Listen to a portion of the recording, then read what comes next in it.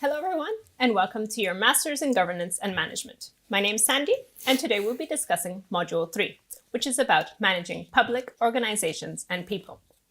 Today we're here with Dr. Malia, who'll be sharing his expertise on the topic. Dr. Malia, thank you for being with us today. Welcome. Great. So, we'd just like to start with a more generic question. The new workplace is changing. How can one control and prepare for such a change?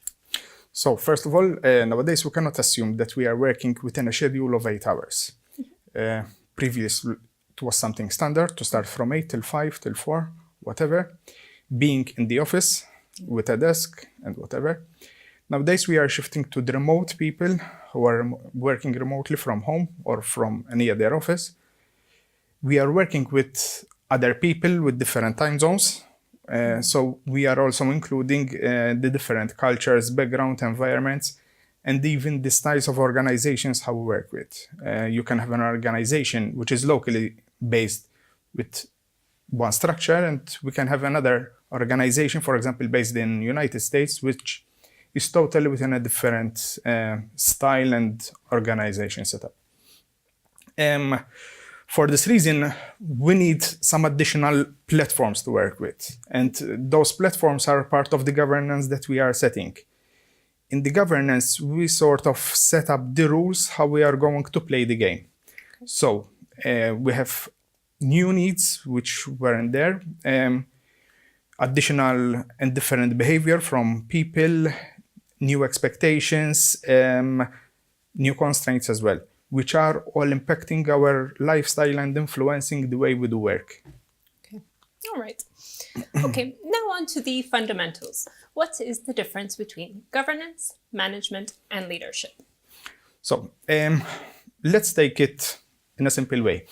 The governance style will look from a holistic approach. From the top, it's more focusing on the mission, how the organization is going to work, setting up the rules, taking risks on board, while management is the implementation of those missions and mission statements that we had before and applying it on the job.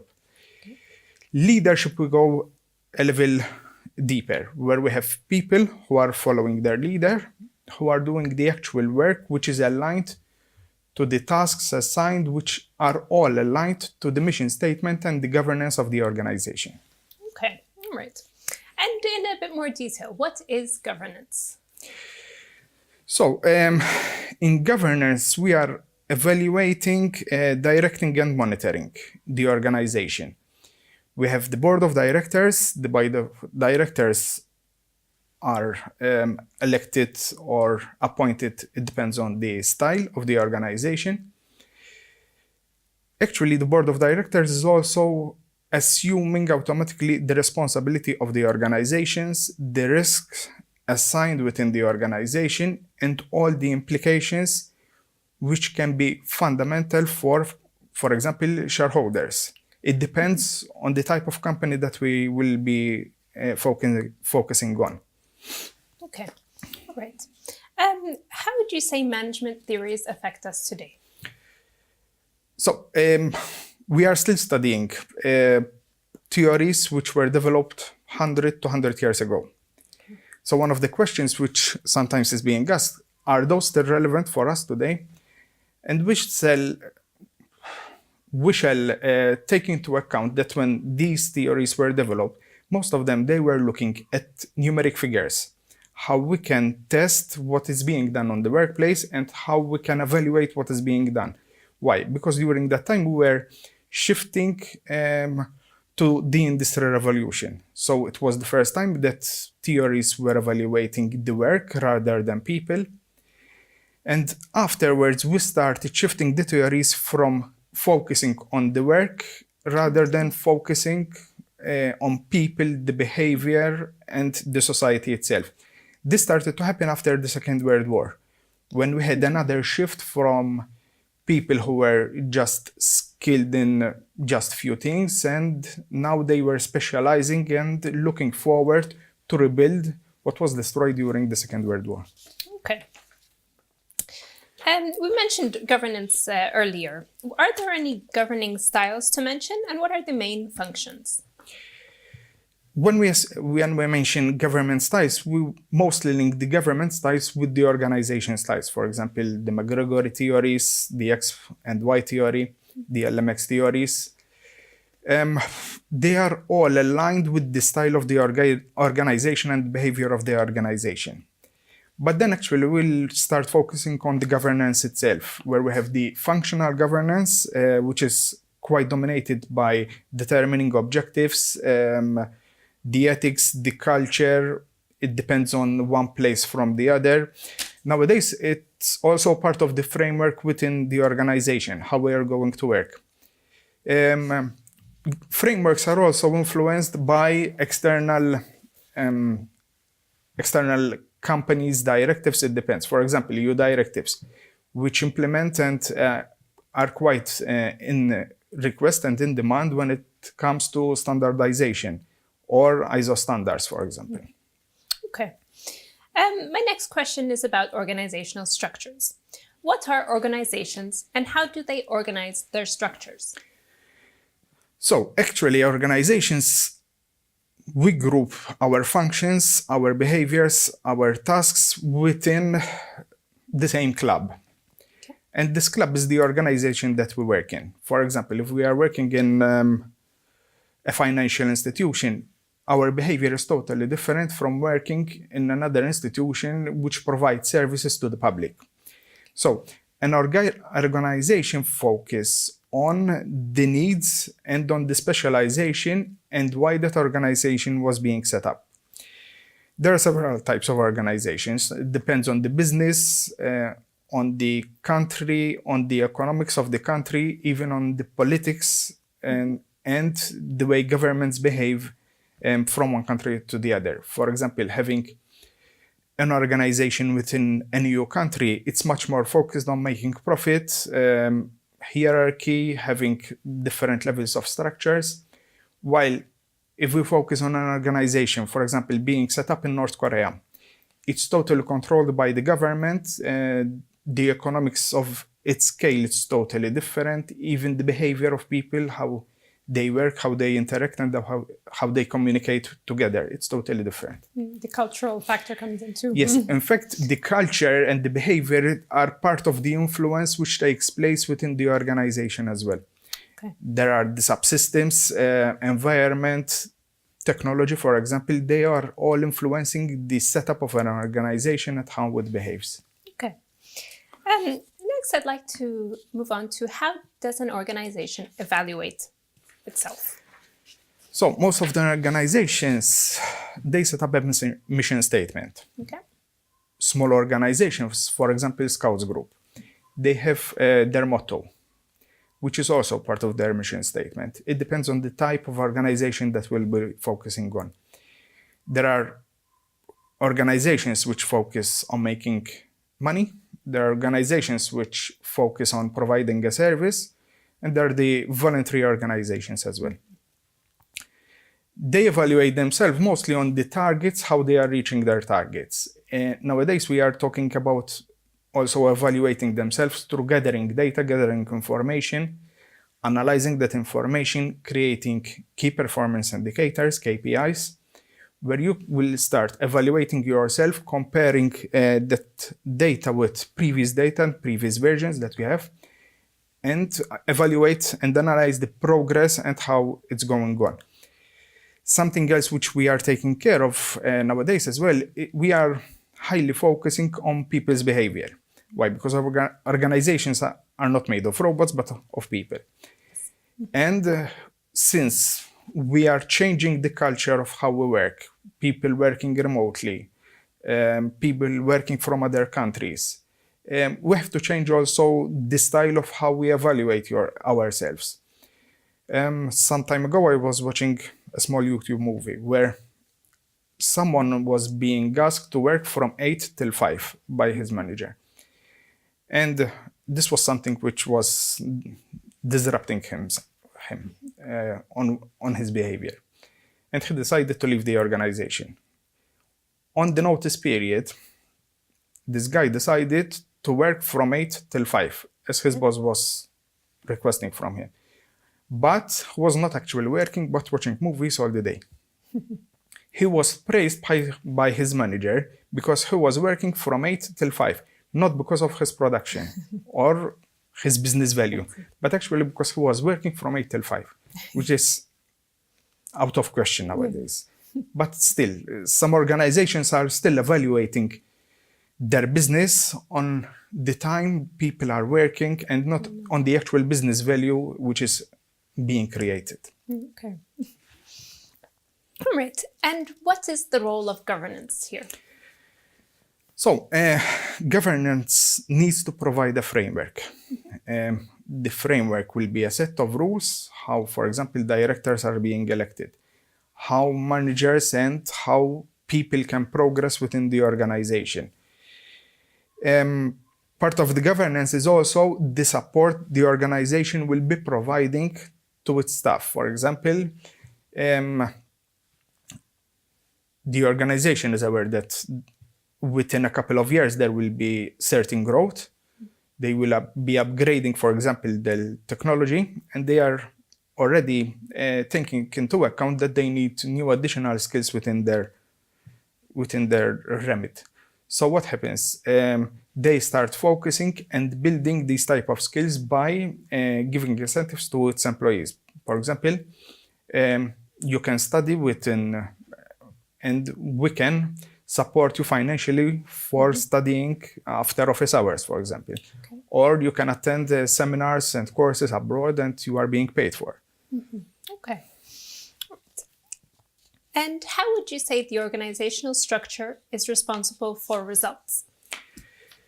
So within our organization structure, we can split it into 3. We have the top management, middle, and the first line managers. The first line managers are the supervisors. So within the top management set up the mission and the strategic goals for 5 years, 3 years, it depends.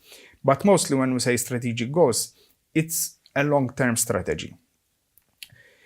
The middle management will take ownership of those strategic goals which are being set and translate them into tactical goals. The tactical goals are when we start splitting the strategic goals into smaller chunks. Mainly, we start defining the outcomes, giving time frames, how we are going to measure and evaluate the outcomes. And then those outcomes are being delegated to the first line managers, supervisors.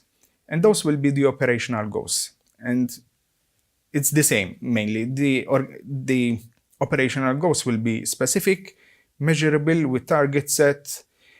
It's important to define the difference between a mission statement and the goals or objectives being set. In a mission statement, we don't have any measurable dates and measurable values. Whilst in the goals and tasks, we have specific measurable tasks, instruments to measure what or how we are going to evaluate ourselves. Okay. My next set of questions relate to the functions, roles, and skills of management. So to begin with, what would you say are the main functions of management? So mainly when we say the management functions, we split them into 5. We have the planning, organizing, staffing, directing, and controlling. Okay. So within the planning, we start aligning with the mission statement again. In the planning, we develop the business mission that we are going to cater for. We try to evaluate the impact. We try to standardize and create the long-term strategy. From the long-term strategy, we start planning the shorter terms, which will be mostly 3 months up to 1 year. We start being much more specific and providing direction towards our task, where we are, the as is, and the to be, where we need to be within a year. Sometimes we have the single tasks or single projects which are used once and then discarded. It depends on several factors. There are internal, external factors. It depends on the economy, politics, as we mentioned before. Sometimes we need to plan because either we are setting up a project ourselves or because we are impacted with a demand from external behavior, from an EU directive, from legislation within the country, where we need to plan ahead and set up a project on itself. When it comes to organization, organizing is the assigning of tasks to groups, to individuals. It depends on the organization structure. We set up also the formal authority and the behavior of people, how they are going to communicate together and who is going to report to whom. And for this task, nowadays we are using what we call the RASCI. RASCI means responsibilities, who is going to approve, who is going to support, to whom we can consult, and to whom shall we inform. Most of these, let's call them methodologies, are supported by institutes and standards, ISO standards. It depends on the methodology that we select. It's important to make the difference between delegating and assuming responsibility. You can delegate tasks, but responsibility can never be delegated. Let's say it's the ownership of the people who owns that responsibility, who should take care of it. In organizing, we also focus on the resources, finance, and priorities.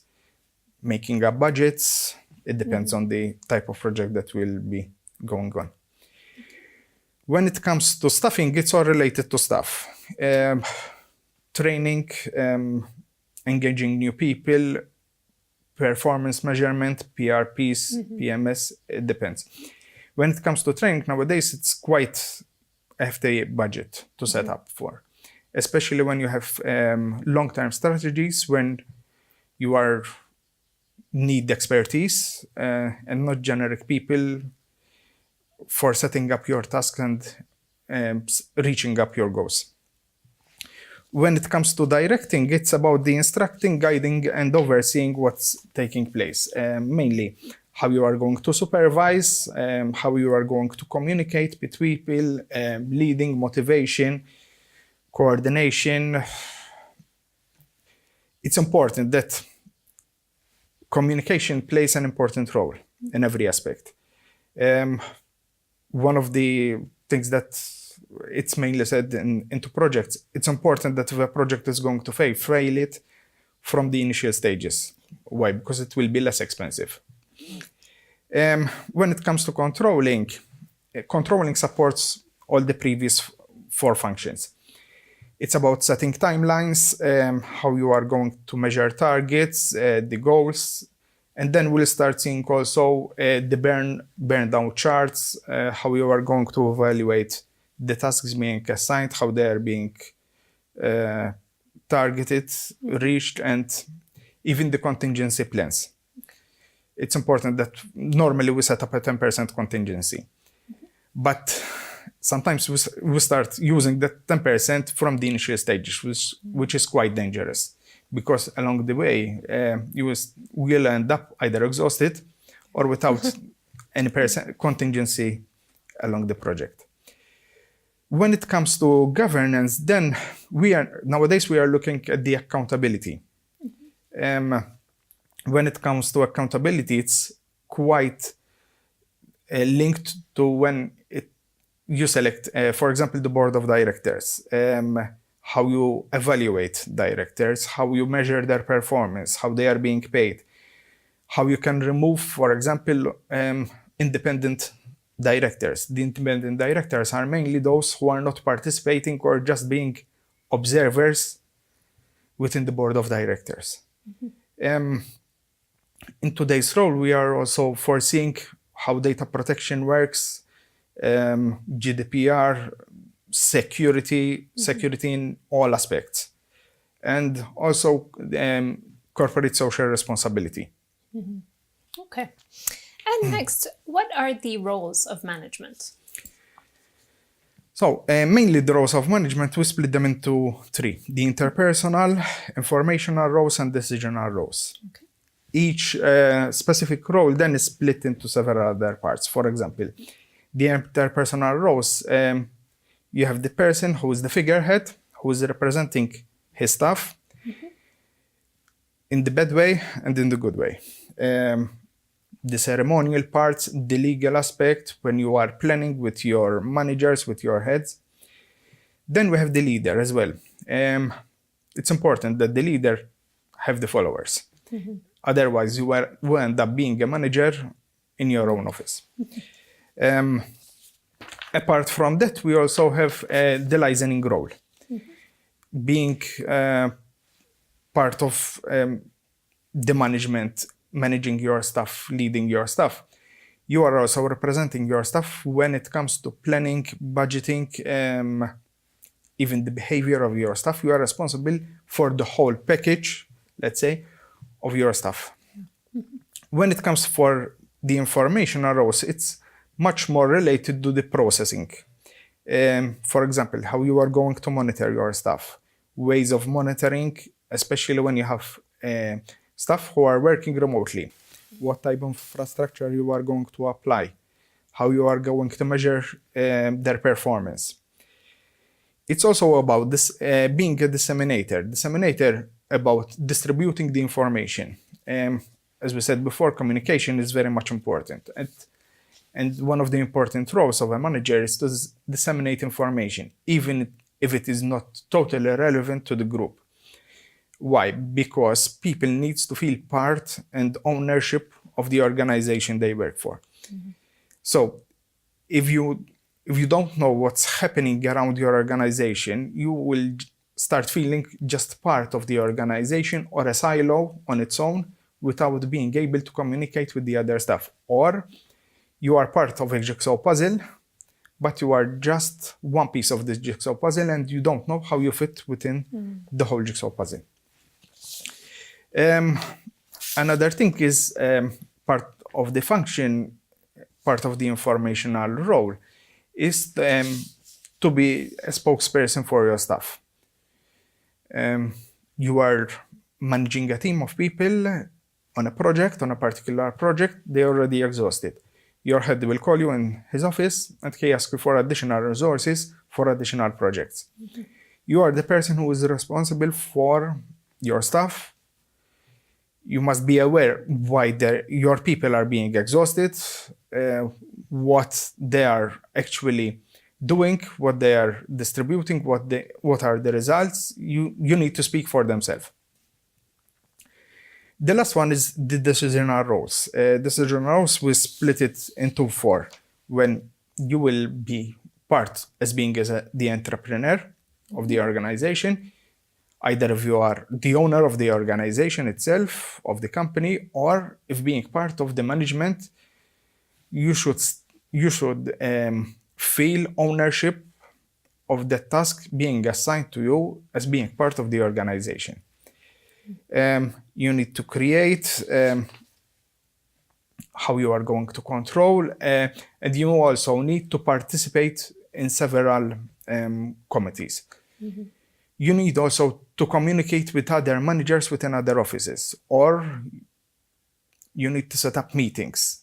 Nowadays, we also talk about JAT sessions, joint application development sessions, or brainstorming sessions, where you mainly meet with other people from other business areas within the same organization, and you talk together and elicit as much information and elicit as much decisions before going to your office, and you know exactly what are your roles, what you need to do, and your behavior, how it should take place.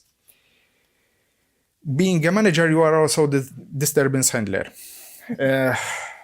You can have difficult people within your office. You can have people with different problems, with different background, with different cultures nowadays as well. So you need to be the disturbance handler, be an observer, eye-opener at all times within what's happening. Another important task is the resource allocator. Okay. We are always running short of stuff. Resources are very much important, and sometimes it's very much difficult to attract resources, especially when you have an economy which is quite demanding, and it's difficult for you to compete for resources because either of your salaries, your conditions, or whatever. You need also to be a negotiator. And a negotiator, mainly, you need to take direct, important decisions. Sometimes there are the decisions which are not that much nice to take, but it's important to take them. Otherwise, you are just shifting the problem, but the problem is still there. There are several test assessments available which can be conducted, and several theories. For example, one of quite nice theories which are in place were developed by Edward de Bono, where there are several surveys, self-assessment tests you can conduct and sort of evaluate yourself according to these functions. Then it comes to the governance roles and responsibilities. When nowadays we are looking at, for example, anti-money laundering or fraud, the board effectiveness or not being effective that much, composition, compensation of organization, ethics, cultures, behavior, financial literacy. For example, I cannot negotiate something about, for example, financial package without being able to evaluate a balance sheet.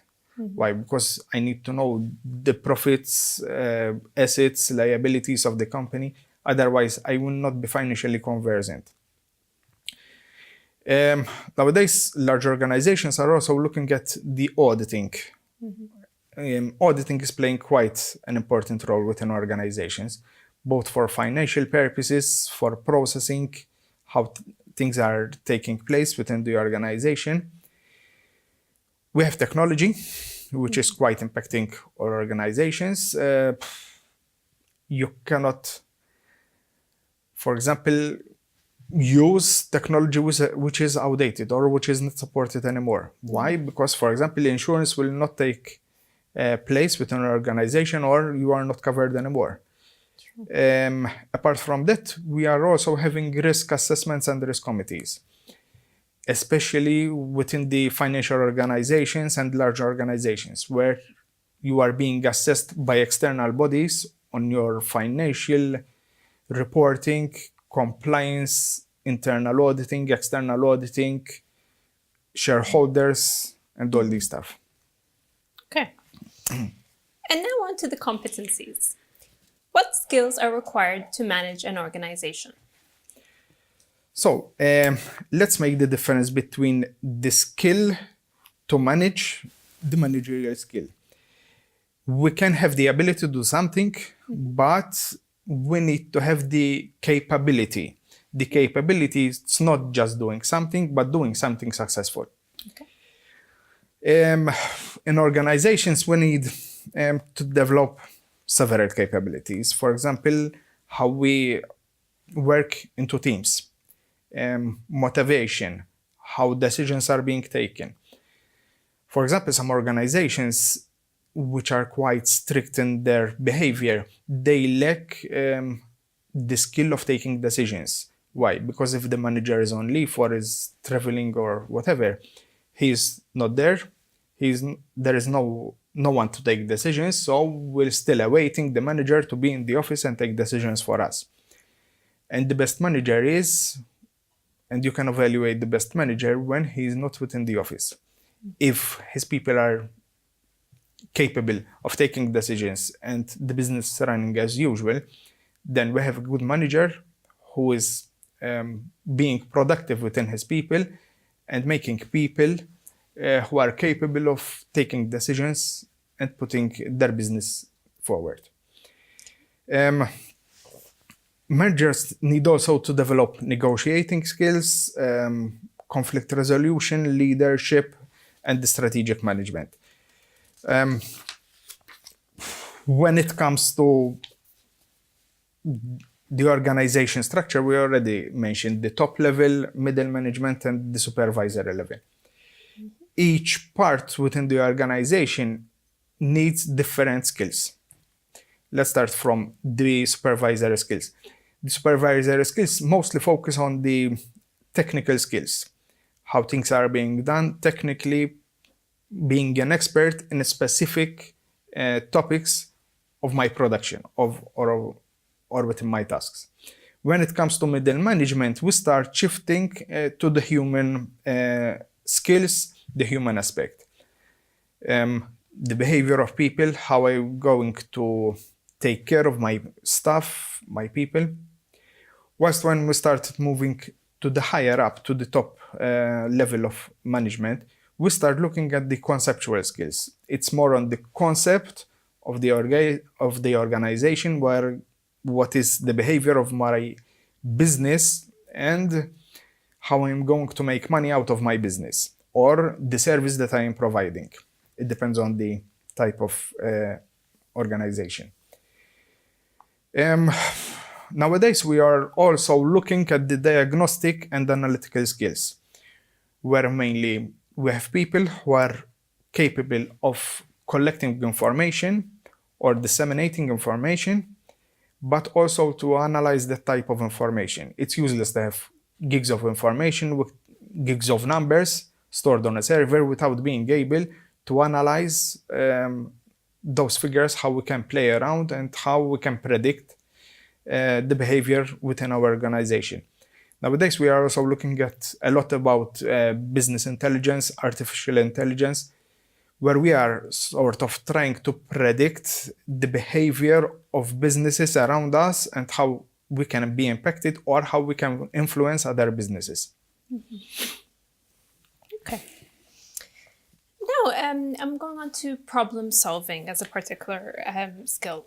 Are there any methodologies or techniques or even steps to follow when it comes to problem solving? So, problem solving sometimes may be a complex issue, especially when you do not identify what is the problem. And sometimes we try to solve problems which are not clearly identified. It's always good, nice, and in practice to have plan B. So that if we fail from plan A, we have plan B. There are different techniques, but mainly they all focus on steps, 7 steps on problem solving, mainly identifying the issue, understand everyone's interest, list the possible solutions and options available, evaluate what we are looking for, select an option or options, document the agreements set between all parties, and agree on contingency and the way forward. It's important sometimes to draw the problems on boards. Managers should have whiteboards within their office so that they can draw the problem and evaluate with their staff or with their team. Why it's important to include as much people as possible when you are evaluating a problem. Let's have the example of an iceberg. Within an iceberg, we just see the 1/10 which is visible above the water, which is mostly when it comes to problems, it's the effect.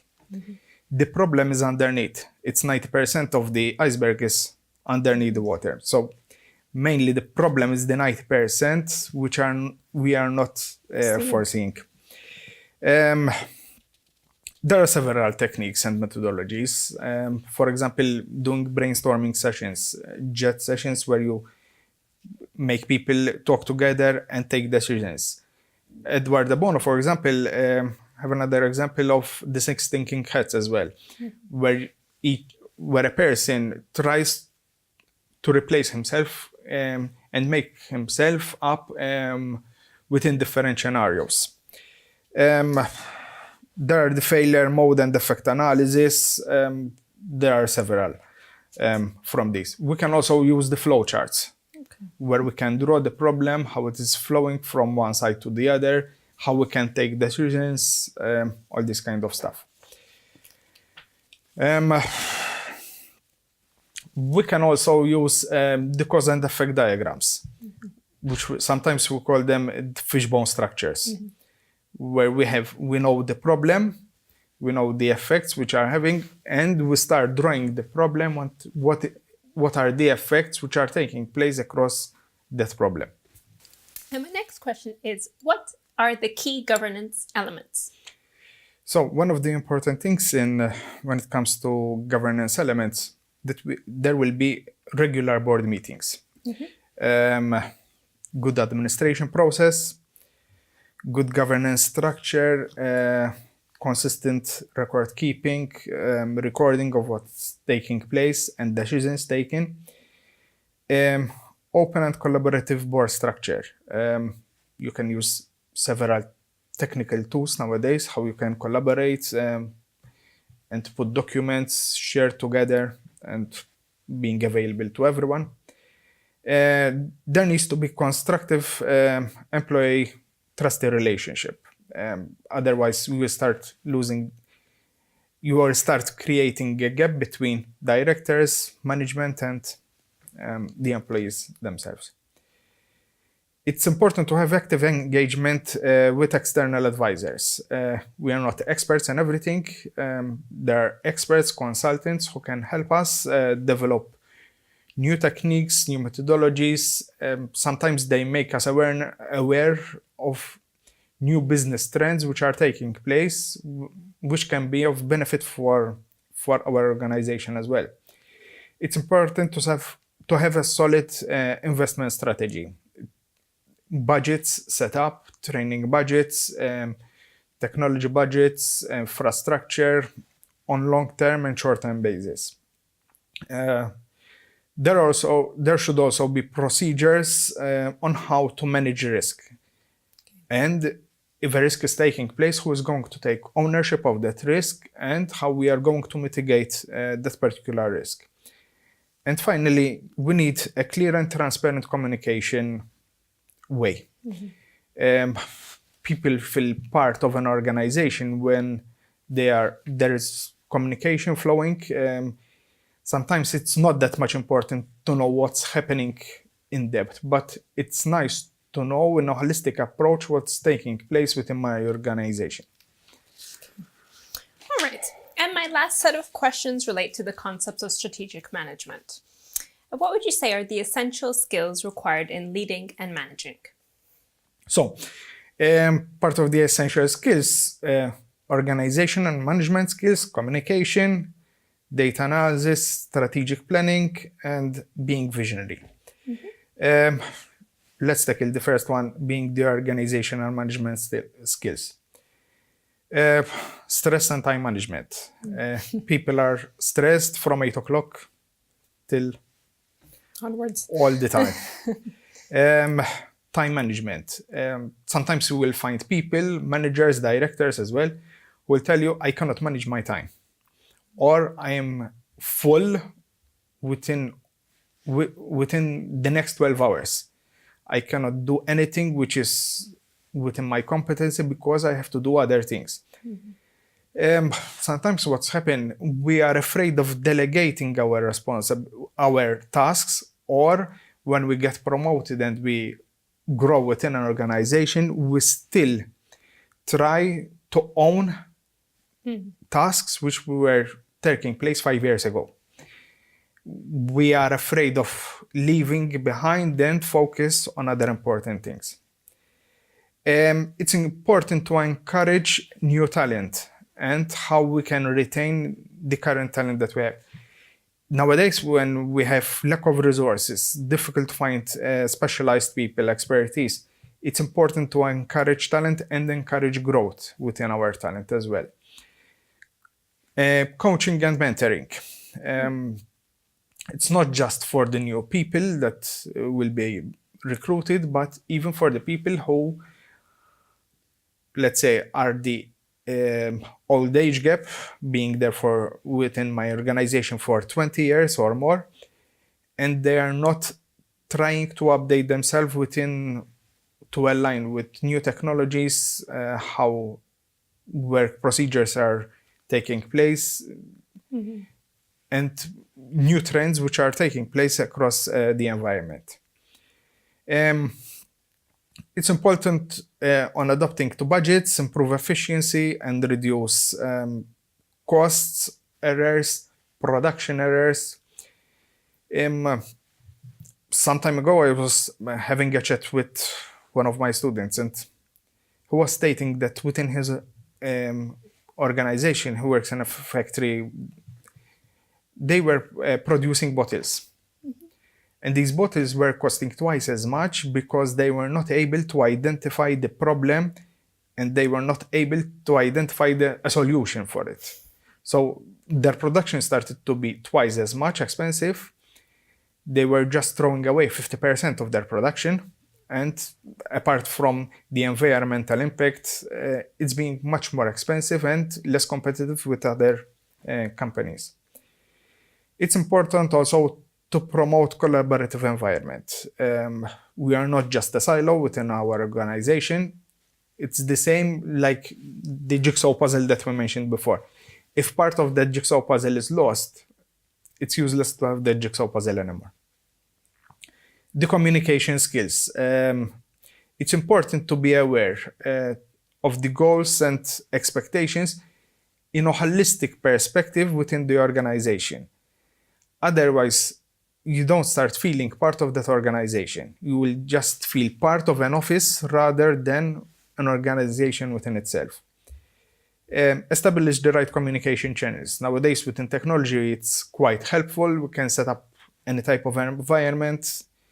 We can set up even sort of Facebook with an organization where people can chat together and help each other or identify problems and solutions. There are different techniques which can be established. It's important to have frequent meetings to update ourselves about objectives being set, measuring objectives, problems that we are facing, how others solve those kind of issues. And it's important to promote continuous learning and effective change process. Sometimes you see people working with the same organization for the last 20 years, and they are happy that 20 years ago they had a chair and a table in an office. Nowadays they are still happy because they have the same chair and the same table. Okay? And they never try to improve themselves and to be much more effective or have career growth. Another important aspect is the data analysis and strategic planning skills. Using internal data to monitor what's taking place, comparing data with competitors, what is the behavior of other competitors, searching for new opportunities, research new trends, new material used, for example, in production, even evaluating the internal, external factors affecting our operations. And the last one being creative and visionary within your skills. Investing. It's important nowadays to invest in high productive employees. Creating opportunities for growth. Since some years ago, the only career growth opportunity was by seniority. Nowadays, it's much more aligned to certifications, education, background, the actual performance of people themselves. It's important also to create effective networks and communication channels with other stakeholders, especially, for example, when it comes to governmental entities, which are not competing towards each other, like companies and organizations who are looking for money, but they are providing a service.